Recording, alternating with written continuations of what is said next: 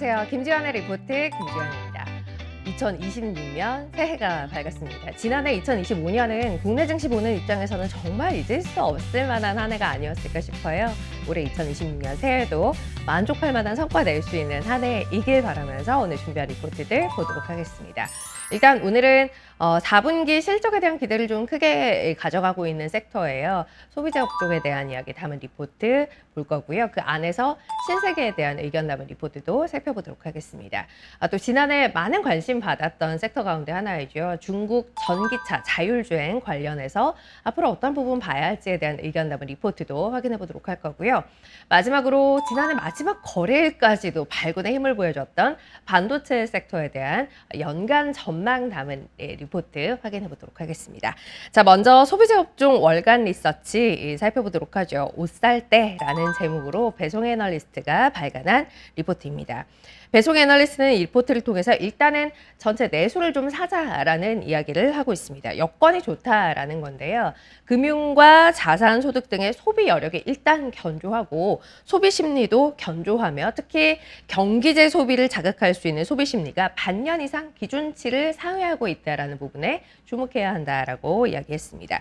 이를 바탕으로 전통적인 소비 성수기인 4분기 예상보다 더 강력한 판매 반등세에 힘입은 강력한 실적 모멘텀 볼 수 있을 거다라고 이야기를 했고요. 전년이죠. 2024년 4분기들을 되돌아보면 기저가 워낙 낮았어요. 그러니까 이때 통상임금 확대 이슈가 있었고 이외에도 계엄 이슈가 있었죠. 해서 전반적인 내수에 대한 기저가 굉장히 낮게 형성됐던 게 2024년 4분기인 만큼 2025년 4분기 실적은 그에 비해서 연간 성장률이 생각보다도 더 강력하게 나올 가능성이 있다라는 이야기를 했습니다. 때문에 올해 4분기 유통, 패션 등의 내수 업종 전반에서 강력한 턴어라운드를 기대할 수 있을 거다라는 부분 일단은 깔고 있고요. 이 같은 배경에 대한 이해를 바탕으로 어느 쪽을 봐야 할 것인가라는 부분에 대한 이야기를 이어서 하고 있습니다.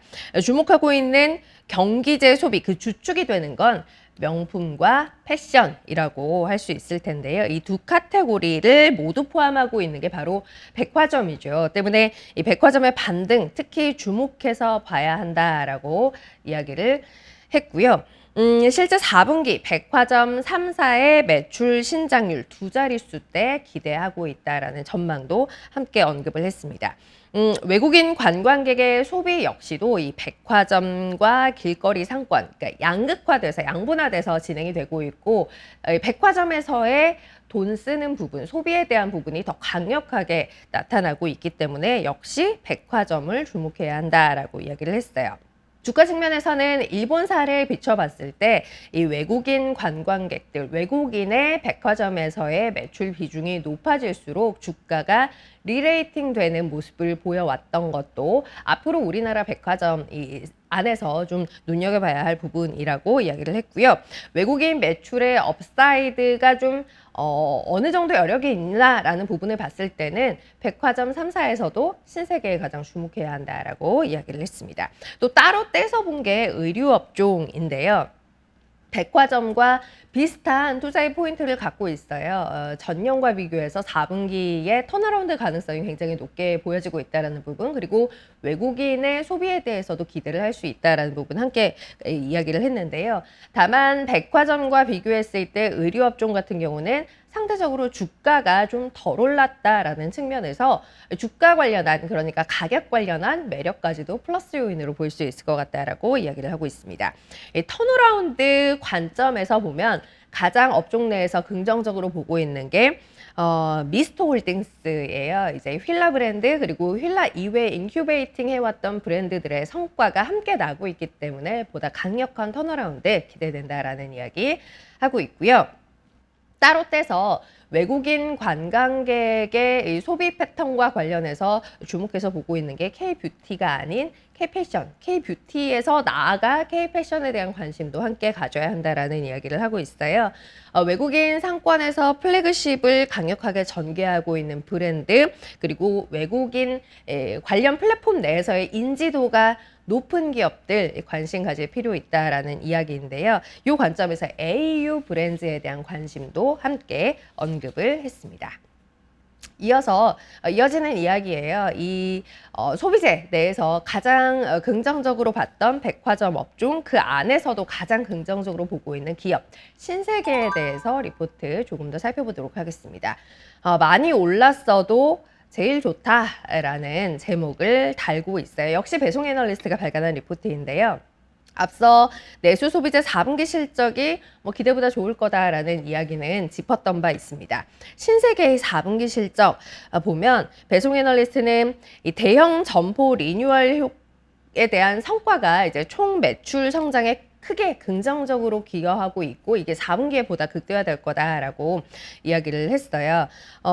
이를 바탕으로 해서 영업이익이 전년 대비 68% 급증하는 모습을 보여서 컨센서스를 여유 있게 웃돌 거다라고 일단은 실적에 대해서 긍정적으로 이야기를 했고요. 4분기 실적에도 긍정적으로 반영될 이 대형 점포에 대한 리뉴얼 효과는 이후에 조금 더 강력하게 반영될 거다라는 부분도 함께 짚었습니다. 여기서 이제 나오는 이야기가 본점 리뉴얼이에요. 하반기 내내 진행이 됐었고 최근에 이제 이 리뉴얼 프로젝트가 마무리됐죠. 본점 같은 경우는 외국인 관광객이 접근하기 굉장히 좋은 위치에 있고 해서 외국인의 이 매출 비중이 꽤 높은 편이기 때문에 본점 리뉴얼 효과가 4분기에 살짝 반영되고 이어서 올해 내내 지속적으로 긍정적인 흐름을 보여줄 거다라고 이야기를 했습니다. 물론 주가가 최근에 좀 많이 올랐다라는 부분, 12월 들어서 많이 오른 부분은 조금 부담이라고 할 수 있겠죠. 가격적으로. 다만 주가가 오르는 한편 실적 추정치도 계속해서 오르고 있기 때문에 오히려 밸류에 대해서는 부담이 늘어나지는 않은 상황이다라고 설명을 했고요.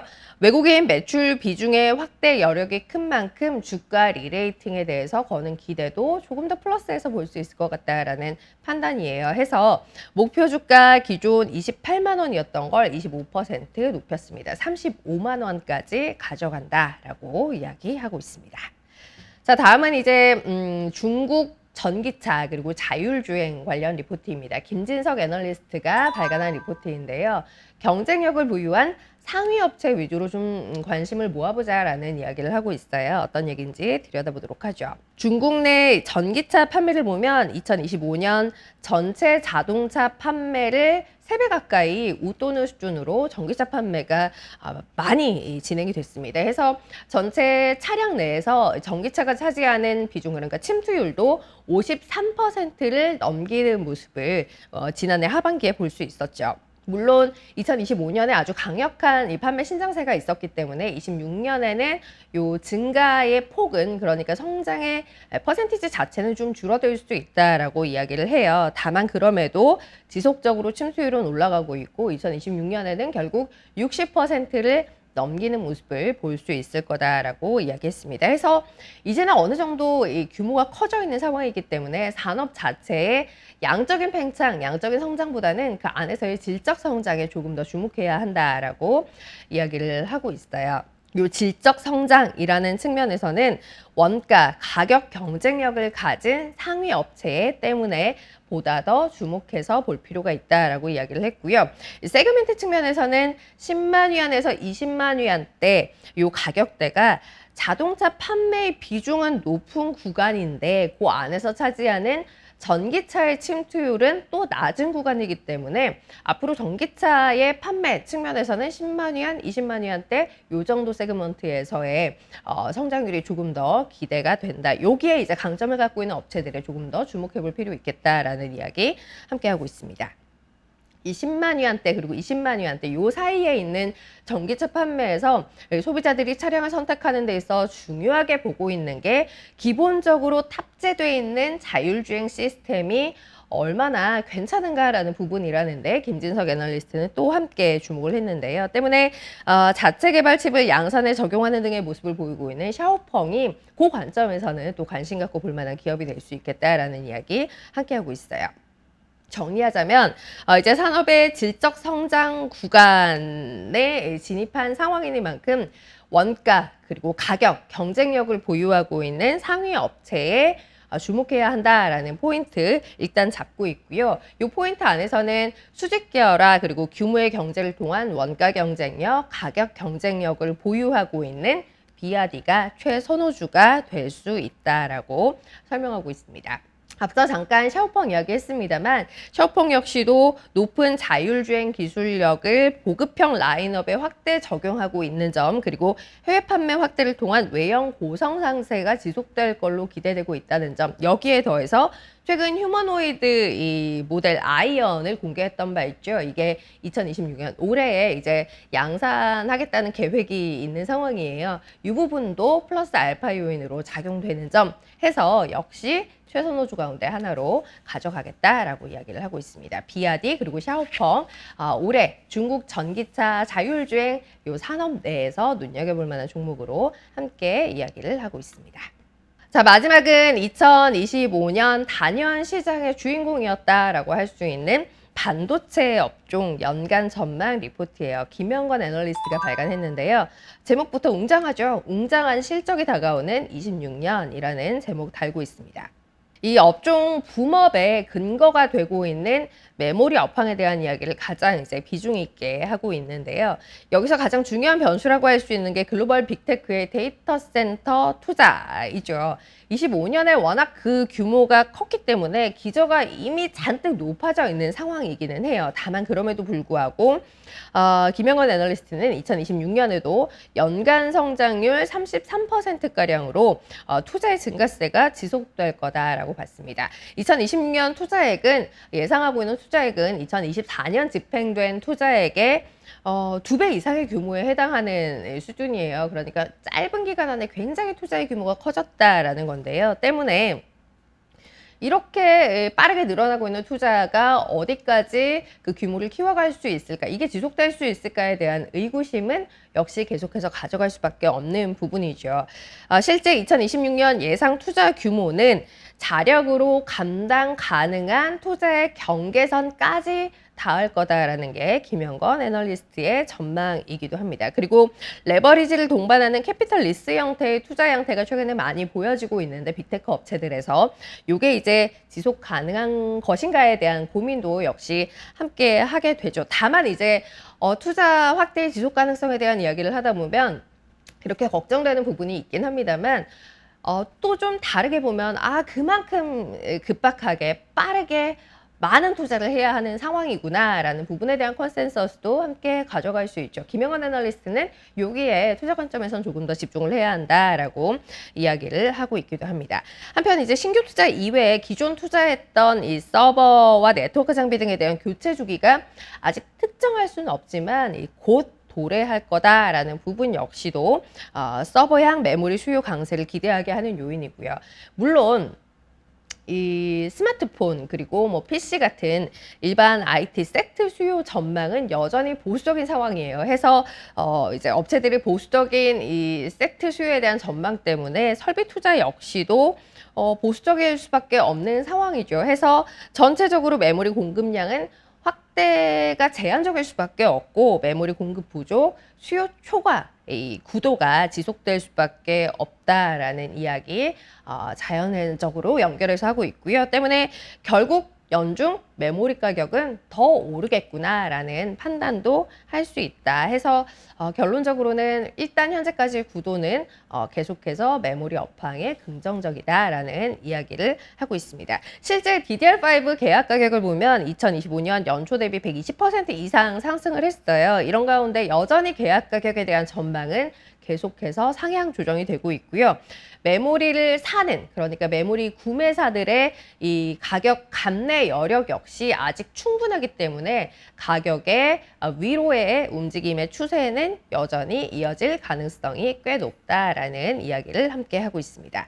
엔비디아 신제품 라인업이 이어서 본격 출하에 나설 거라는 부분 역시도 이 반도체 업종 내 주요 변수인데요. 이와 맞물려서 엔비디아 가속기에 탑재되는 HBM 대역폭 그리고 탑재량이 상향될 거란 점도 국내 업체들에게 긍정적으로 작용할 요인이다라고 보고 있고요. 정리하면 수요도 탄탄하고 가격의 방향성도 긍정적인 가운데 제목에서처럼 웅장한 실적이 기대된다라는 의견 하고 있습니다. 그래서 그 안에서의 탑픽은 삼성전자 꼽았는데요. 범용 수요 강세 그리고 HBM에서의 경쟁력 확보 이런 요인들이 이제 반영해서 목표가 15만 5천 원으로 기존 14만 2천 원에서 9.2% 거의 10%가량 상향 조정했습니다. 이외에 SK하이닉스 역시 앞으로 매분기 경이로운 실적이 기대된다라는 이야기 함께 덧붙였어요. 그래서 관심 종목으로 SK하이닉스 역시 목표가 기존 68만 원이었던 걸 78만 2천 원까지 15% 상향 조정한다고 밝혔습니다. 자, 이렇게 해서 오늘 준비한 리포트들 쭉 훑어봤어요. 지난해 전달해드린 내용들이 여러분 투자에 많은 도움이 됐길, 그리고 올해에도 제가 전달해드리는 이야기들이 많은 도움이 되길 바라겠습니다. 무엇보다 올 한 해 건강하시고요. 원하시는 바 많이 이룰 수 있는, 그리고 출발이 나쁘지 않은 한 해 되길 바랄게요. 저는 다음 주에 다시 돌아오겠습니다. 좋은 한 주 보내세요.